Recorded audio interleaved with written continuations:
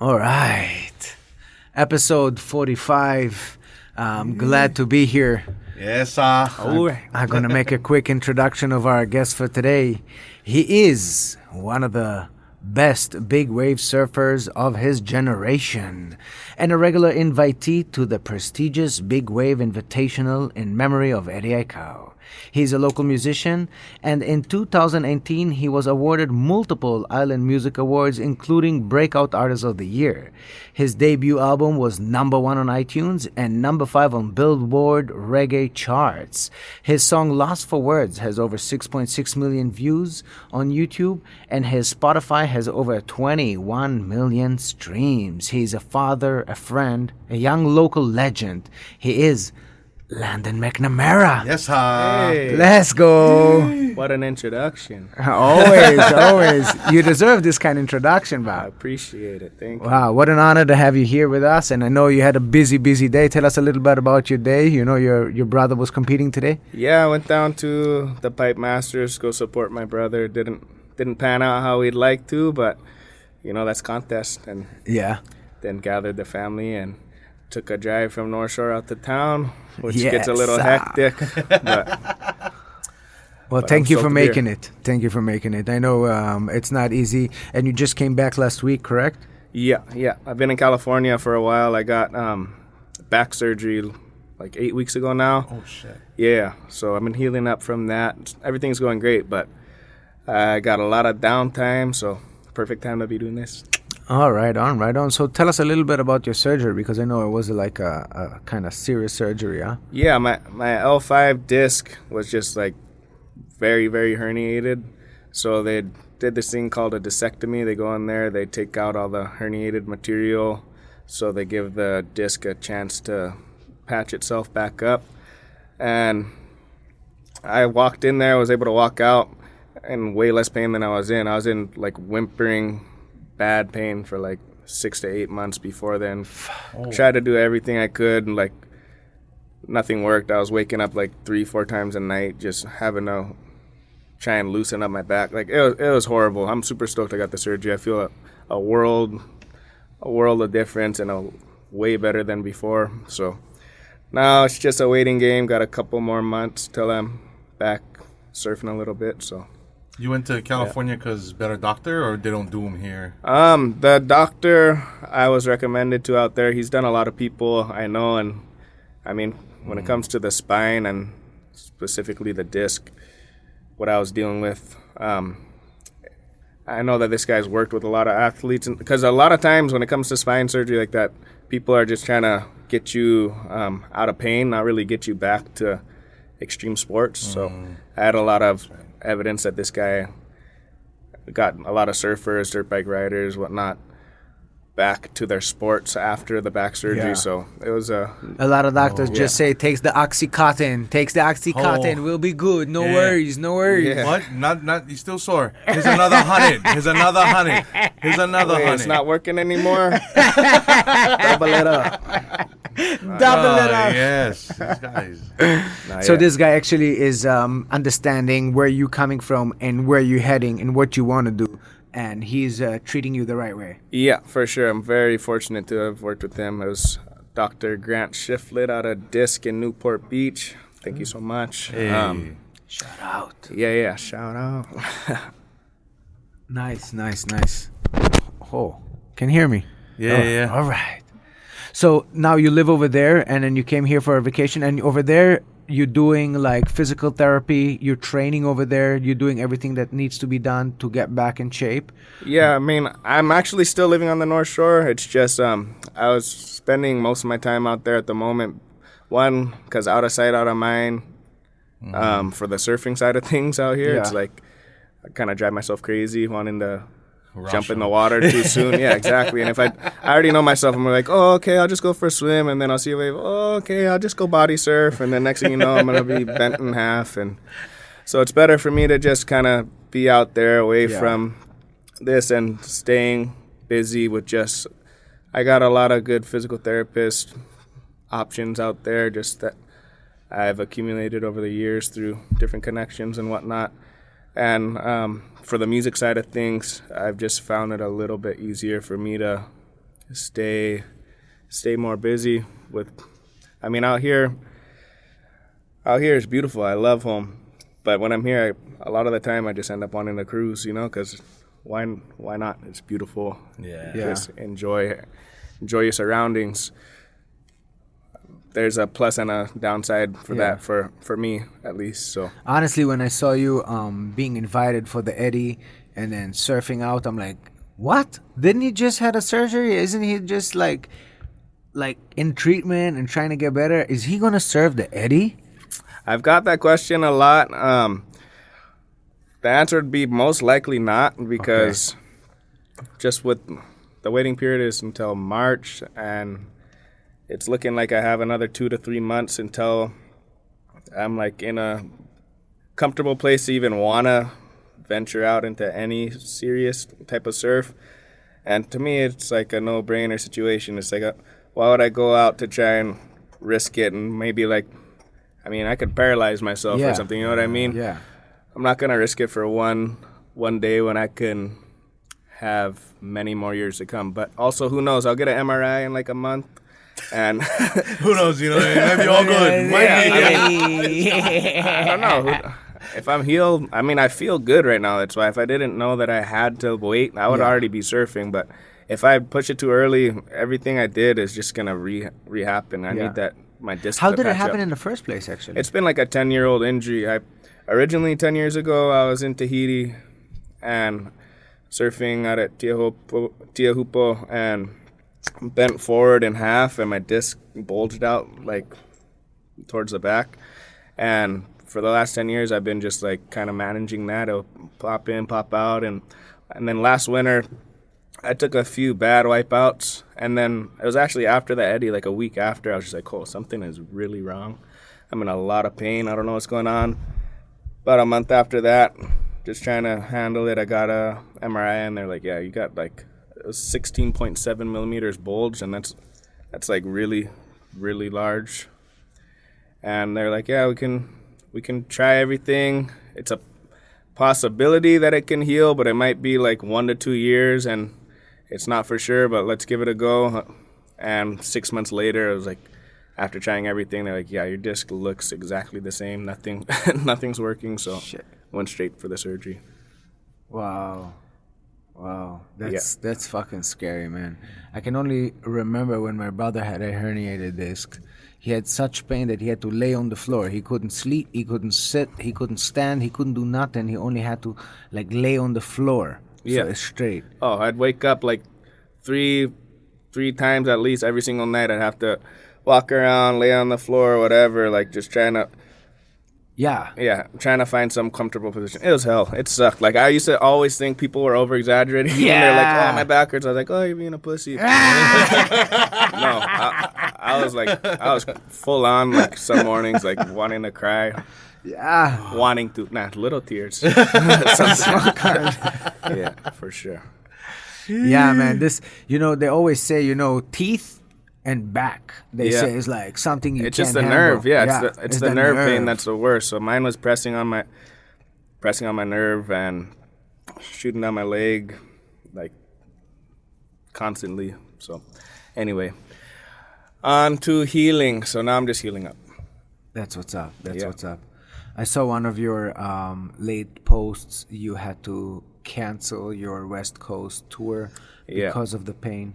And I could only imagine, this is where I knew that you're, because I always thought, you're a fucking pussy, Yeah. But once you canceled your tour, I knew this shit is for real. You would never have done that if it's not being for real. Like, the pain is extraordinary. Yeah, because it's not a good look. It's not good for, you don't cancel stuff unless you, like, really have to, you know what I mean? Yeah. And for me, it was like, okay, this is something I'm going to have to prioritize and put all of my energy towards for 3 to 6 months, I'd say, after.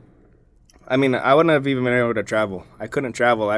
Just the flight to go get my surgery, like, I got first class so I could lay out, and it didn't make no difference at all. I was like, it was horrible just to fly there. So, yeah, between taking flights, going on a bus around, like, there's no way I would have. Yeah, impossible. Like, I would have just ruined myself. And when you have a spine injury like that, it's like, if worse comes to worse, you can like paralyze yourself, basically, or not basically. You can paralyze yourself or lose. So it was pressing on the nerve long enough to where, like, my nerve is still damaged. I still have pretty bad nerve pain, and that can last a while. But yeah, I would. It was a decision that I didn't take lightly, but I had to do. For sure. That's good too, though. I mean, the fans gonna be there. You know what I'm saying? Like they'll be back waiting. That's a good thing about music, as opposed to extreme sports, is that the longevity is a lot better. I feel like it's a lot safer too. You know what I mean? Like when you're in your 40s, 50s, it's a lot safer to go rock a crowd than to go ride on Monster Wave. You know? Yeah, I mean, there's a balance to all of it for sure. I mean, right and wrong way, and maybe not right and wrong, but healthy and not healthy. Yeah. And I've ridden that fine line as well. So, but in my not my older age, but as I'm growing older, I'm like trying to just be smarter about the moves I make and how I go about things. Yeah. I think it's about time to think about the future, because it feels like you was always thinking about now. Yeah, for sure. I never was. Yeah, I mean, I've lived a very, very wild lifestyle, in every sense of the word. From the way before music, I was thinking I was a rock star. You know what I mean? Like, just the. Well, you're part of a rock star family. Your brother, your uncle, your dad. I mean, growing up on the North Shore, everybody knows you. You kind of had that rock star in you since day one. Yeah, I mean, I grew up around a lot of, like, the generation I looked up to was, like, who could party the hardest and still charge the hardest. Yeah. Like, who could go party all night long and still go out and catch the biggest bomb, you know what I mean? And get the most chicks. It was those three things. It was like, that's what I idolize, you know what I mean? But then that only lasts so long, I mean, you look now, and more than half those people are either dead or done, and that's the honest reality of it. And it's like, okay, I think I've rode that style of living out to its fullest extent possible, and there's nothing on the other end for me that's anything I want for my life. So time to. I couldn't agree with you more. Smarter. But you got that experiences, those experiences you cannot knock. Like, I'm the same exact way when it came to partying hard, and then I came to a point. There was a point where I was like, okay, this is the end of this road, and these are the only options of finishing. So yeah, when it came to partying, at least I'm so stoked that I still have those experiences of fucking being up for 2 days straight, raging and fucking just having the time of your life. Eventually you come to Jesus point, and it's like, okay, I've achieved this. I've done this. What can I do next? Yeah, I mean, doing all that stuff is supposed to be fun. Once it's not fun anymore, something's wrong and something needs to change. You know what I mean? And that's where it got to for me. So it's like, I don't know where I'm at right. That's why, like, with my back injury and everything, like, I'm actually so happy it happened, because I was like, life tends to put you in your place when it needs to. You know what I mean? And for me personally, it was like, has forced me to slow down and reevaluate a lot of things, and to just have a lot of time to think about what it is I want for myself. Mm-hmm. And it's been a beautiful experience for me of, like, just, I don't know, big learning opportunity for me, basically. It's beautiful that you see it that way, because a lot of people would feel sorry for themselves, and you actually take it into a positive, and you say, okay, well, what can I learn from this hurdle? What can I learn from this, and how can I get better and come back stronger? And I think this is what it takes to be successful in life, to see every situation for what it is, and see the good things in it, the positive things, and turn it into greatness. Yeah. And I think you're doing it. Thank you. And I think also, I have to give credit to your wife, because I saw you already calm down a little bit when you met your wife, and then when you guys had your son. I think you already calmed down a little bit more, and maybe this is just what was the last straw to kind of set you straight. I couldn't agree more with that, for sure. I mean, having a family of your own to worry about and want to provide for, and just not, I mean, I want my son to look up to me and be like just proud that I'm his father, you know? And my partner, Darian, has supported me through like the worst of the worst. And I'm just very grateful and blessed to have those two in my life, my son Chaz and my partner Darian, because they're who I want to be able to provide for, and in order to provide for them, I need to be able to take care of myself and I grew up very fortunate with my family providing for me everything I needed, you know? And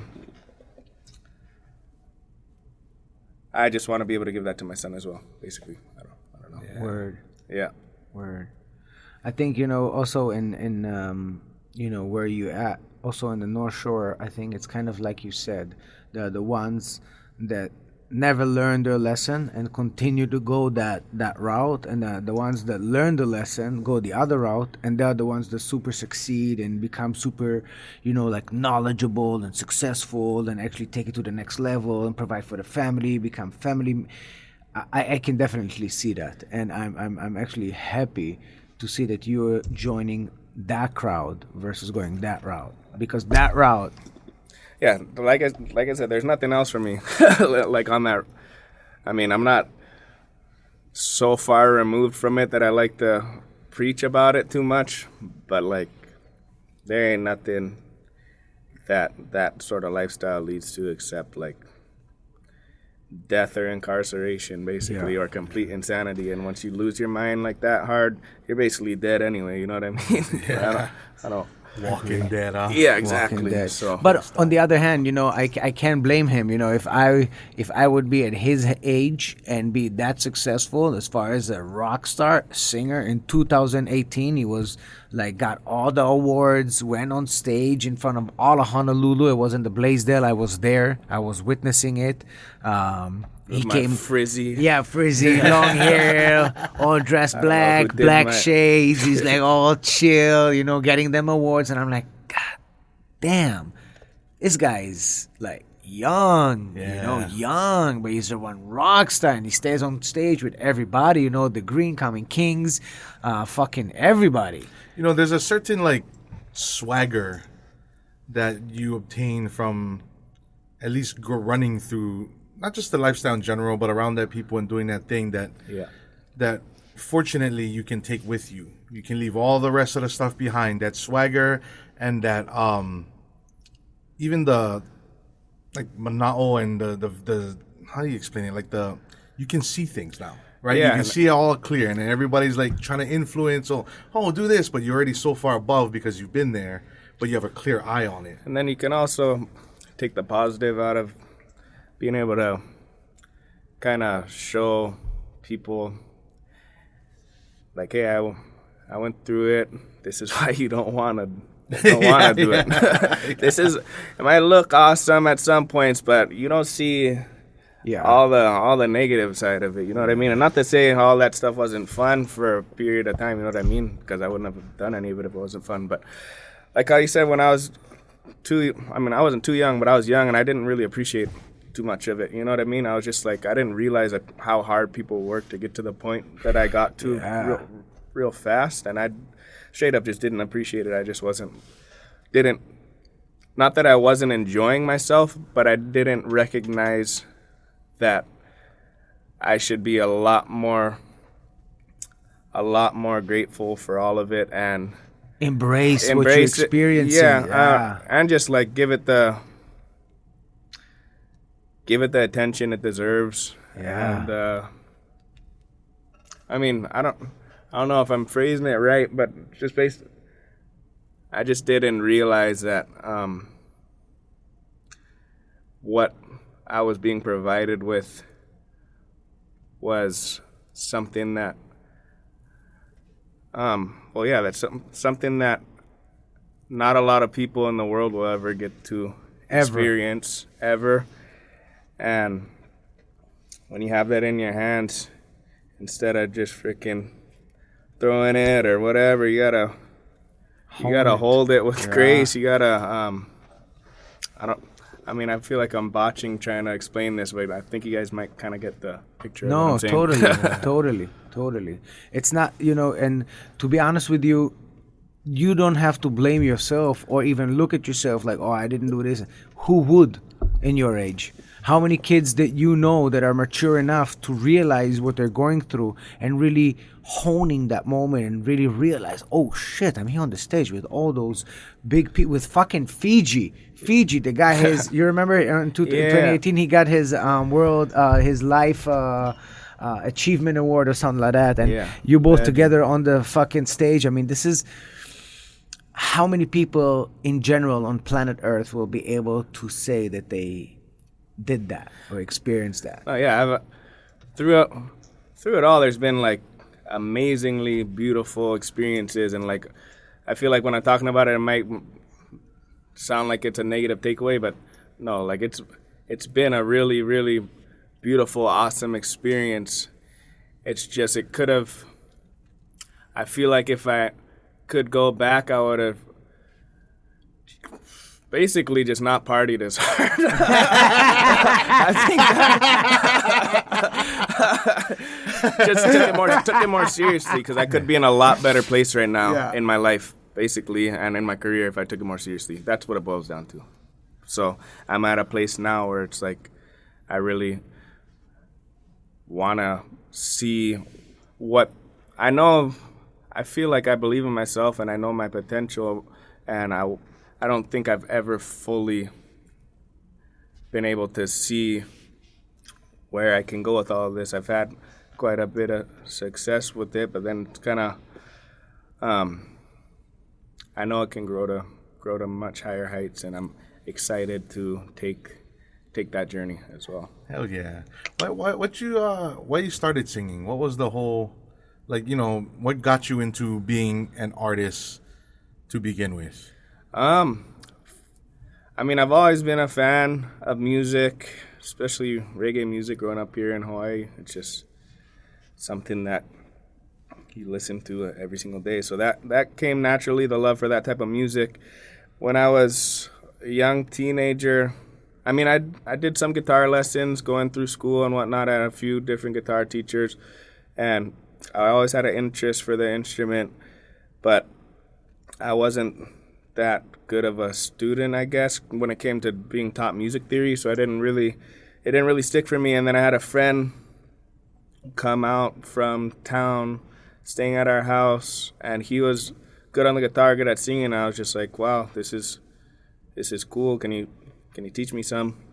And he began teaching me some reggae songs that we were listening to, and game changer moment, he taught me how to do like bar chords and stuff. So bar chords for me changed the game, because once you know like bar chords, you can play freaking any song, basically, like any reggae song. Once I learned the chuck and bar chords, it was game over. I was like, okay.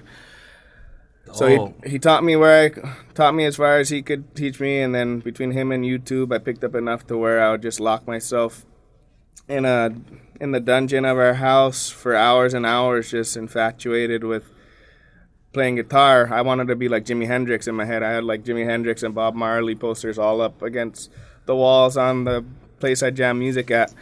And I think just through that journey, I started singing the songs I like, singing some like Bob Marley and Jimmy and Soja, Slightly Stupid, stuff like were kind of the first kind of songs I was playing. And I started singing for some friends, and I got some kind of positive feedback from them. Basically, I saw that people were kind of stoked, and I was like, oh, okay, this is awesome. I'm gonna maybe I'll try to write my own music, because I liked rap too. I like rap music a lot, so I'd like try to freestyle and whatnot. Yeah. probably not that good, but I always loved lyrics, so I wanted to be a great guitarist. But then my love for lyrics and stuff like that came to a head, and I don't know. I don't remember specifically what drove me to make my first song or whatnot, but I've always felt like it's kind of therapy for me, maybe not being the best at articulating things through words and conversation and stuff like I never felt like I was the best at communicating that way. So I was able to show a deeper side of me through putting it into lyrics for some reason. So it was just being able to express what I was going through or what I was perceiving into a way that I felt more accurately depicted how I felt instead of trying to speak it through words. Yeah. Yeah. It's your comfort zone. It's where you live, in the music. It's like a lot of people are like that. A lot of artists especially, they have their medium where they can really get out, get what's inside out. Some people paint, some people produce music, others fight. There's people who fight as an art, you know what I mean? And I totally understand it 110%. Like, I remember when I first seen those Lost Words, there's the video, right? I think you guys put it out like what? It was a day right after? Yeah, it was all within a day or two, like a day to 3. I think it was like 2 to 3 days. The video was out. It was the fastest that I've ever worked on anything for sure. Was that like almost like a freestyle vibe? It just felt very natural for you at that moment. I know it was very sad. Yeah, because I felt the freaking sadness, bro. It was like, holy shit, this guy is like. It was so I was at the time I was working alongside my friend Etienne a lot. He was doing a lot of filming for me. He's the one who made that music video, made my first few music videos, and we were driving out to the studio, C Major 7 studio up in Kalihi Valley area, driving along the east side to go do a recording session. And on the way there, he showed me the video of like the Las Vegas shootings, and it just like struck a chord between us. And on the drive there, started coming up with the concept for the song. And by the time we were there, had the song already, had the hook figured out. And I don't remember the exact process of how it all went down, but I just remember it was by the end of the day, it was already done. Yeah. It felt like an energy captured. Like everything was just very like fuck, this is exactly how I feel. This is what's going on. Boom. And then that's it. That was the project. Like I was just like, holy shit. So you wrote that song. Yeah. That's one of my favorite songs of all time, bro. Yeah, so I wrote the song with also help and inspiration from my friend Etienne, because when it's coming to a song that has that's a factual song, you know what I mean? I just always want to make sure I'm right. Yeah, right, yeah. Or that I'm, you want to make sure your facts are correct, you know what I mean? So he definitely helped out along those lines. But when it comes to writing music, that's one thing that I've always been proud of is I write all of my own music, so that's crazy, bro. Thank you. That's crazy. I mean, that song, every word you say is like It's like you feel it. You feel it. And before we, when I put together, I always get prepared for every podcast, so I started to watch again all those videos, and just like you said, it looks so natural. He still got a backpack on, you have your backpack on. That was Etienne's director directing me right there. He always wanted me to look like a rock star in it. It's pretty classic, that video. It's beautiful, so though. good with the graffiti on the background and all of that, bruh. Heavy. Thank you. Love it. I didn't know you played guitar. That's dope. Yeah, guitar was how I mean, ukulele and guitar were my first introductions to music, and yeah, I love guitar. Guitar is one of my favorite ways to spend my time. Would be playing acoustic guitar, acoustic and electric. But yeah, it's been a See, that's where you get the rock star swag from. All the guitarists, right? They're not all ultra like rock star style. Like just they float, bro. Yeah, if I could choose one instrument, they would tell me, what would you like to play? I would take the guitar. That's sexy, you know what I mean? You're not gonna start busting out the fucking piano, the keyboard, that's too much. Get the drums, I've always wanted to be the guy to show up at the piano and just... Oh, yeah? Nah. Get me that guitar. Get the fuck out. Get me a guitar. Hard for reggae, but reggae, the piano, mostly they got a...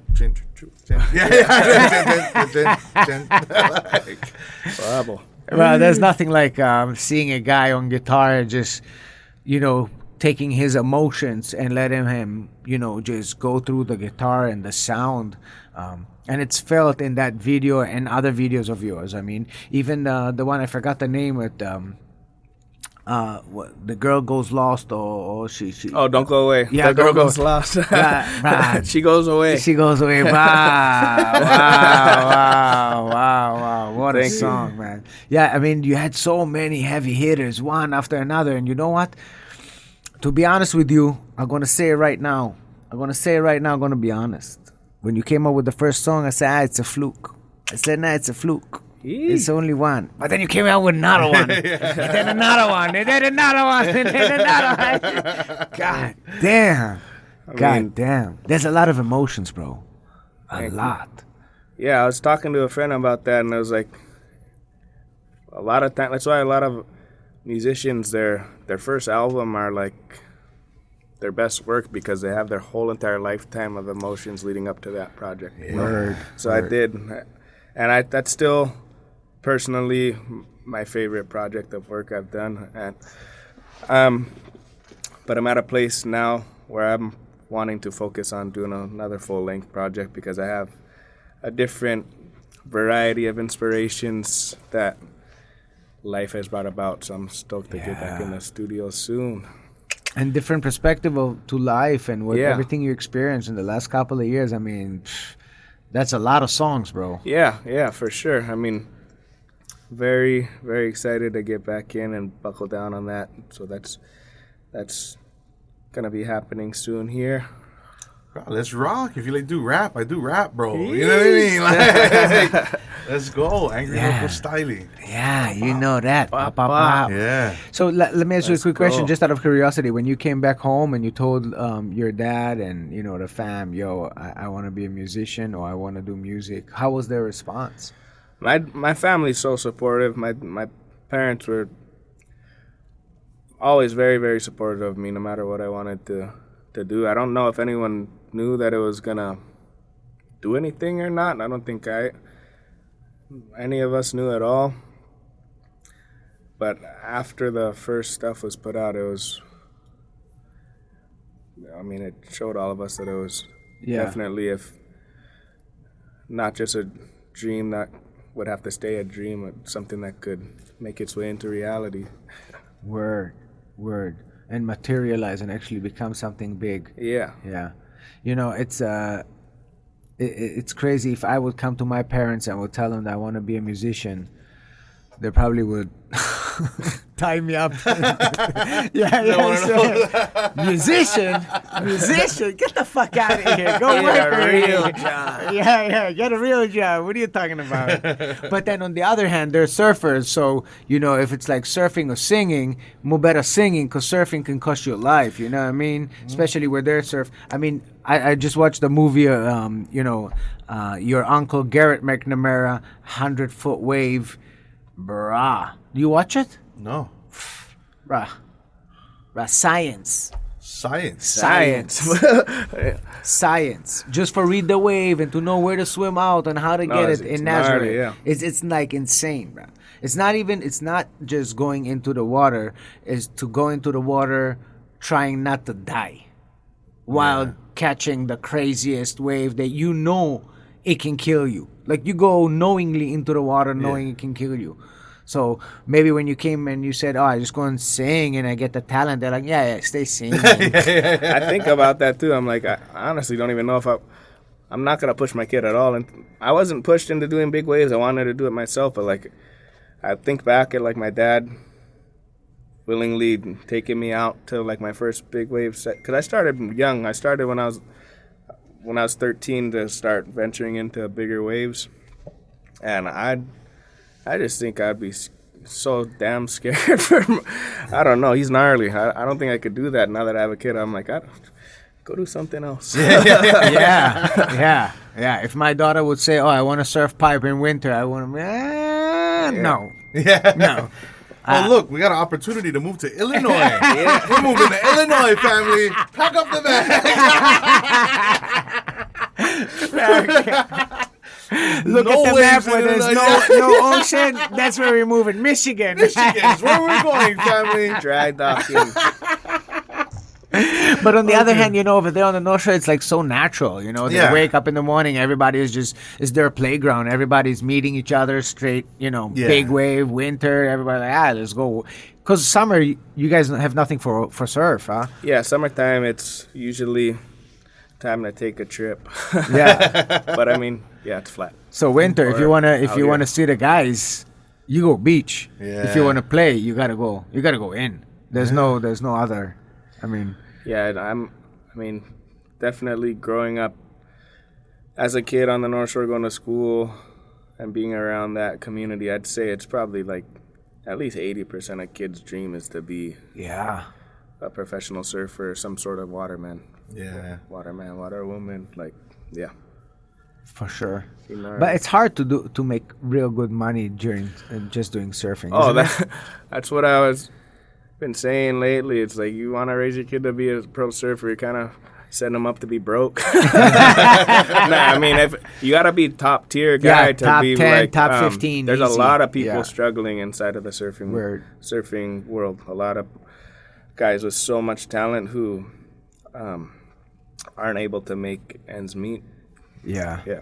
More and more I hear about people that are like just hurting, that took this profession, they risked their life, they sacrificed so much, this is what they're focused on, and suddenly they find themselves in a position where they're 30 something and then they can't make good enough money, especially not living in Hawaii where cost of living is so high, rent, if you want to buy a house, not to mention. So it's kind of it's a tough sport, even though now that we're in the Olympics, it's maybe a little bit more like get more respect, and maybe there will be a little bit more sponsors and stuff like that. But then on the other hand, I heard that the WSL are hurting and they're going back, so Yeah, on the whole competitive side of stuff, I've left that dream a long time ago at this point. But I hope it gets figured out, because it's a shame. It's such a beautiful sport. And it's so. There's something spiritual about it as well. I don't know. I really hope it never comes to a point. I just hope it keeps growing instead of where it seems like over the last 5 years, or I don't know the exact timeline, but I just know there's a lot of talented surfers not able to make a living off of surfing, and it's a bummer. Well, it's one of the few sports that's dependent on nature, huh?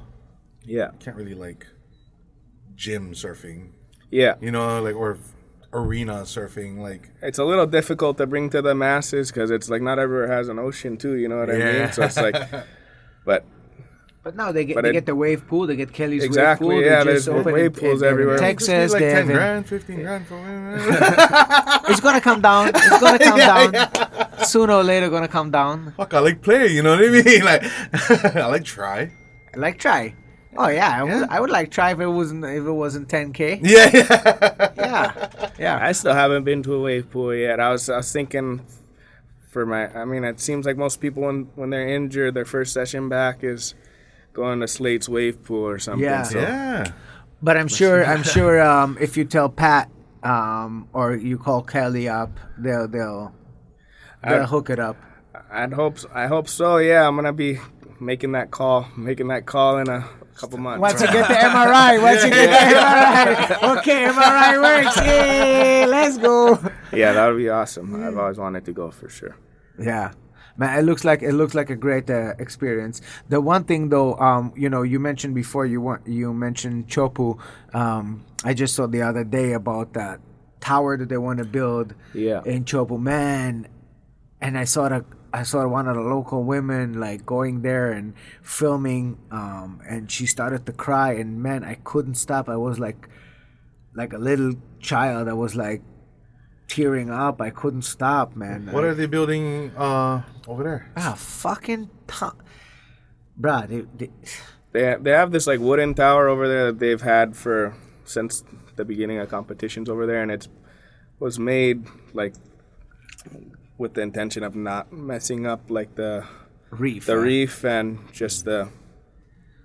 But now they're gonna get over there, and they're gonna get the Olympics. That's why. So the Paris Olympics. The Paris Olympics. They're gonna be doing surfing as part of the Olympics, and the tower they're building up over there is just a way bigger, more invasive type of structure. So it's.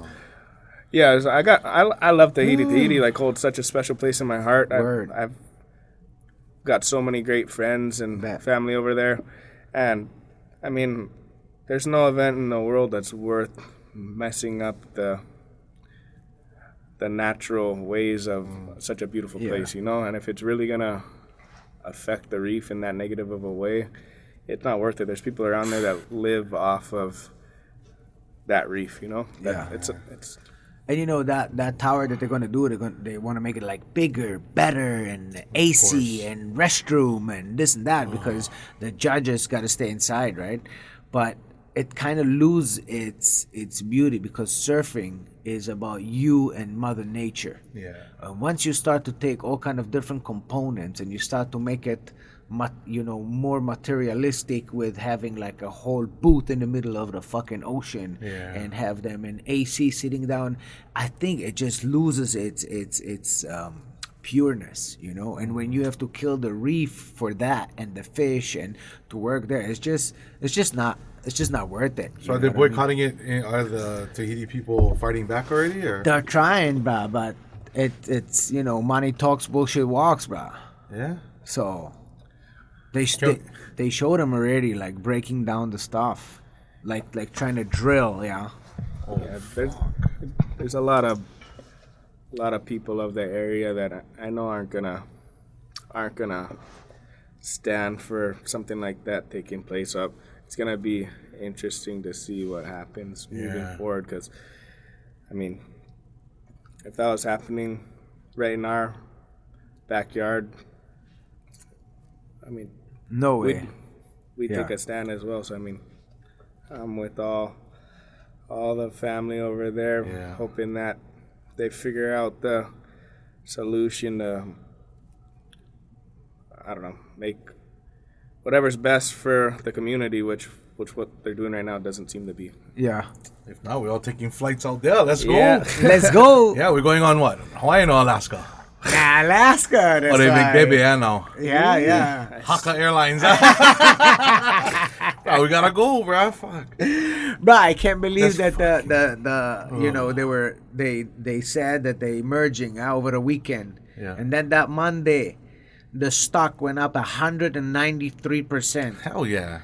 Sons of bitch, couldn't you give me a text message before? Just text me before. Just tell me, just put 1,000 over there. Just a little insider. Yeah, just inside. Just put bit. 10K over there and see what happens. That was a little shocker, bro. I'm not gonna lie. I was like, oh shit, let's go. I'm a big fan of Alaska. I think Alaska's a great company. Me too. I actually worked there for 6 months. No way. It's what? I worked on the ramp. Pilot. Nah, they never hired me as a pilot because I'm always playing around. No, fuck. I was working on the ramp, bro. I was fucking throwing bags. No way. So I worked for Delta's Global Services, which is a company I guess they hire to throw bags, but you get Alaska benefits. Okay. But the way they fucking structured the benefits is fucking insane. I worked part-time under 28 hours or something, but I was scheduled 5 days a week. So I'd work let's say five 5-hour days. You cannot take a day off. You can only switch with somebody else on the schedule, right? So I work 20 days a month. If I want a week off to take a trip somewhere, I would have to work like 3 weeks straight. Straight to get the week. Yeah. And then being new there, I would have to fucking build relationships with people to switch. Long story short, it was just not worth it. I was like, fuck it, I give up. 6 months later, I was like, I can just buy tickets. I'm good, bro. Like, you know what I mean? Like, I'm not going to do this whole try to get the free trip thing. Find somebody to say they're your partner. Yeah. One of the flight attendants. Well, to be honest with you, I think their service is pretty good, because when I got stuck in Calgary one day with my wife. We went to visit her parents in Calgary, and then we mixed up the dates. So we're like, oh shit, our flight was supposed to be yesterday, but what are we gonna do? So like, yo, we don't have any flights for today, but there's only 2 spots left in first class. We're gonna charge you $150, and you're gonna go first class. I'm like, fuck yeah, let's go, bro. You go in first class, you get the filet mignon.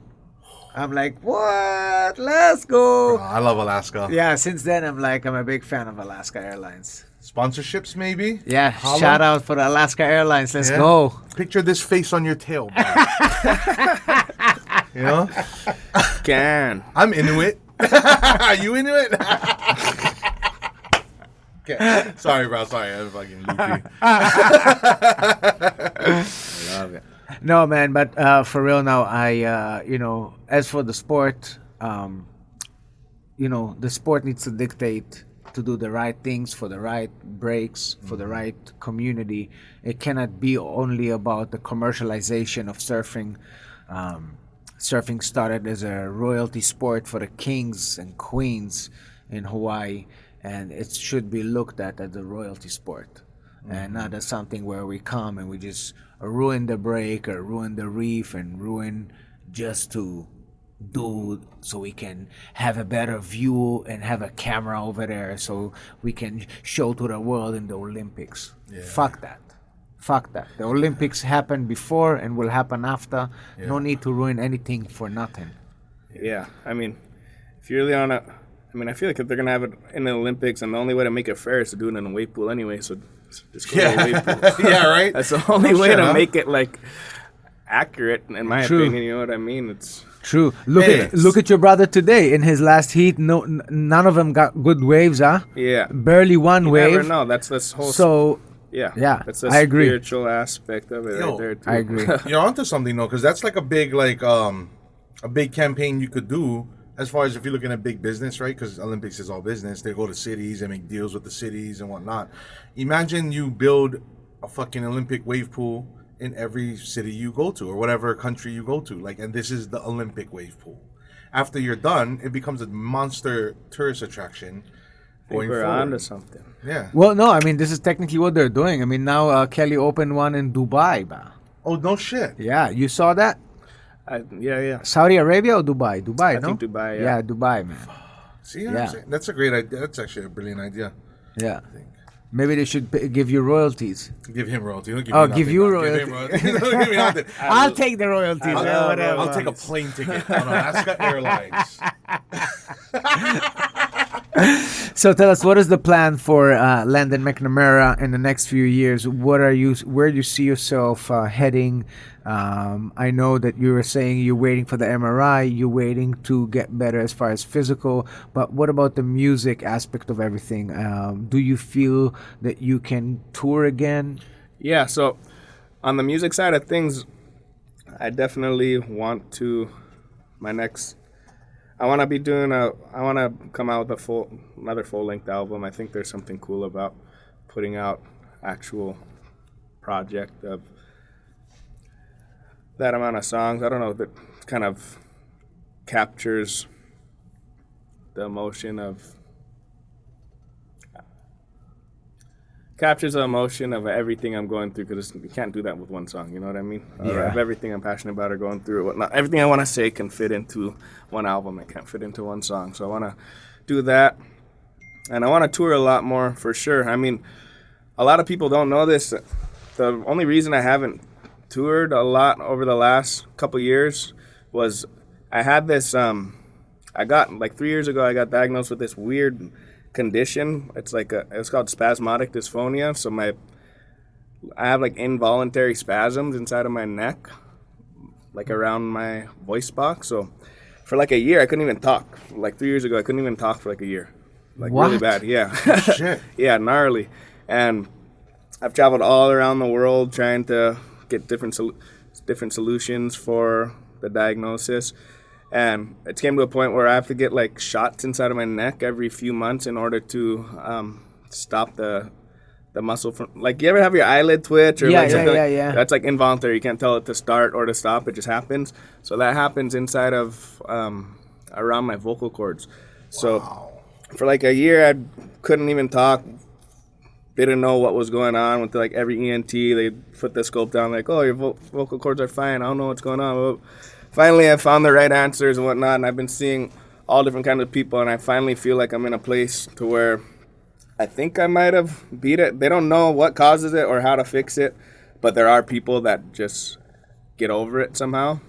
So I feel like I'm at that, super close to that point or at that point now, because I can actually, like, I couldn't even communicate before. I couldn't even, super weird.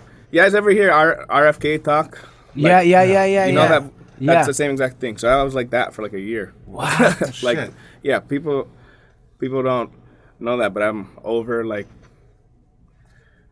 trying to wiggle my way around it. That's what's been going on the last few years, and that's kind of what threw me into a whirlwind too, because it was like such a weird, shitty thing. Like, that's really held me back from being able to tour around a lot. Like, I became friends with other musicians who have it as well, and it's just like it like ends people's like regular way of living life, and that's kind of how it was for me for a while. But I've done like everything possible, and I finally feel like I'm in a place to where I manage it enough to where I can do a full tour. So moving into the future, I'm super excited to just like do a lot more touring, because now that kind of seems like it's for the most part out of the way. That's what I'd like to do. Because I do enjoy sharing my music around the world, you know what I mean, and touring. But that's honestly the reason why I've only done like very minimal amounts, because like the timeline in between the shots I have to get in my neck, so I'll only have like a month or two where I'm able to perform well. Yeah. Because, yeah, anyway, so trying to map that out is like, it gets really difficult to do, and it's just expensive, and I gotta fly to California to get the shots and whatnot. But through doing all of the work I've done, I finally feel like I'm pretty past that. So moving in the future, I just want to be able to sing freely for everybody. Like, I bet. because for a while I could not at all. So what would it do to your, like, when you're singing? It would like cut it, or it would like Yeah, like no, literally, like, it causes involuntary breaks. So it's like oh like, shit. yeah, So like like, mid no, you'd be like yeah, I couldn't Hold, perform, couldn't Wow, that's communicate. gnarly. Super weird. I mean, I was told it's pretty rare, but then once I started branching out, I realized a lot more people have it than you would. And that happens realize. usually to singers? To musicians? It happens to a lot of. It'll happen to people that use their voice for a living, but even the people that don't as well. They say it's like a problem inside of the certain area inside of your brain. So I've done like all different kind brain treatments and just all that kind of stuff, and through doing all of that, it seems like it's helped out a lot. So, Well, first of all, thank you for sharing this, because I don't think that anybody knew that. yeah, no one knows that. So there you go. You heard it here first. Thank you for No sharing that with worries. us, because it is important for people to know that it's not that you don't want to. It's that sometimes you just can't. Yeah, exactly. That's why I just honestly got sick of not, like, explaining to people why I'm not out doing as much as I'd like, because I was dealing with that. But now that it feels like it's at the end of it, I'm like, I don't know. Anyway, I still deal with it a little bit. Like, the reason I'm all good right now is that I got the injection not that long ago, so it works out for a while. You know, on your Instagram, on your post, you posted that Spotify, you know, the 22 million streamers, streams. And then I saw the listeners, and then I saw the comments on the bottom. People just love your voice. Love your voice. I mean, read them. You read them? Yeah. Yeah. Right. It's like people are just saying, like, one lady was saying, out of the 21 million or 22 million, my husband is like 2,000 of them because he's listening to you all the time on repeat. And then you just read the comments, you know, like, people love your voice. They love listening to you. And I am confident that they will come see you anywhere you go. You know what I mean? Yeah, I've got lucky with the type of fan base I've had. I got super supportive, understanding listeners. I feel like when you pour your true emotion into something, it connects with people in a deeper way than if you're just trying to make music for what you think is gonna do good. Mm-hmm. Yeah. So I mean, that's why I've decided to like let people know too, because it's like I know people just want the best for me. At the end of the day, the people that I care about, the people that I care to put my energy into, they only want the best for me as well. So it's like, I found in order to get the best out of people, you gotta be open with them as well. 100%. Being transparent and sharing your emotions and honesty is now valued. With all the fake stuff going on in our lives, bro, honesty is valued the most, I think. Absolutely. Yeah. People appreciate that. Yeah, and that's one thing that's kept me going through life, is through the good and the bad. I've always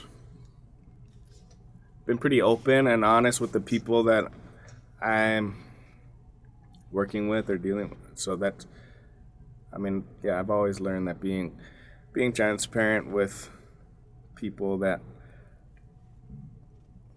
being transparent just across the board goes a long way. Yeah.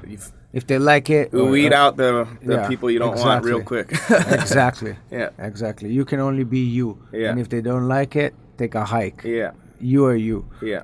Word. I can definitely appreciate that. I think now more than ever.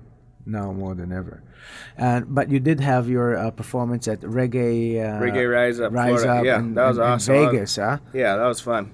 That was the last performance I did before I went and got my back surgery, and that one went well. Oh, so you performed with your pain? Yeah. No way. Wasn't fun, but I originally wasn't.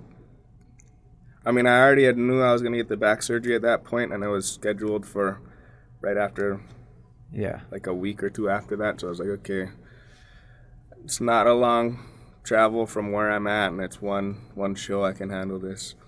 Wow. So went into that, went back to California, and then got my surgery. Yeah. I know you said you got some epidural shots, huh? Yeah, I did the PRP injection. I did stem cells. I did peptides. I did the epidural is the one you get when I did 2 epidurals in my when they give birth out of women. Yeah, Kira had one. I watched. Yeah, frick, that's some real. That's amazing process, bro. Oh yeah, it was. Man, some of the injections were painful. Holy shit! But there's some stuff that gave it a little relief for like a short amount of time, but nothing stuck. After I got the surgery and they pulled the stuff out, the guy was like, I don't know how you're walking around for this long. So after that, I was like, okay, I'm not being like over-exaggerative or a little wimp. Like, this was bad. So, because you're in hammer. And while we're talking about the hammer, Yes. We have a little award for you. All right. Yes. We have a little award for you. This is the Aloha Hour Hammer Award. Wow. Now my chick's gonna make me build something. Oh yeah, man. Really? What comes can you with do it. with that? And we have at our friends Thank from you. Aloha to the World wanted to make sure that I'm going to give you a shirt.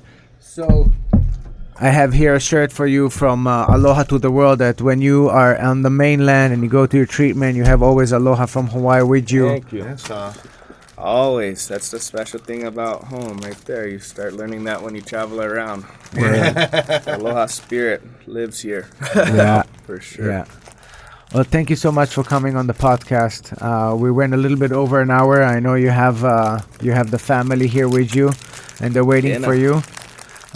So thank you so much for taking the time and coming on the podcast. It means a lot to us. yeah, man. Thank you so much. Thank you for the conversation and for the kind words and for thinking about me. It's always special to feel loved. And I Word. feel the love from you guys. So thank you. Thank you. You're the man, Thank bro. you, Landon. Yes, Thank you. Thank you, guys. We're out. Oh, yo. Yee.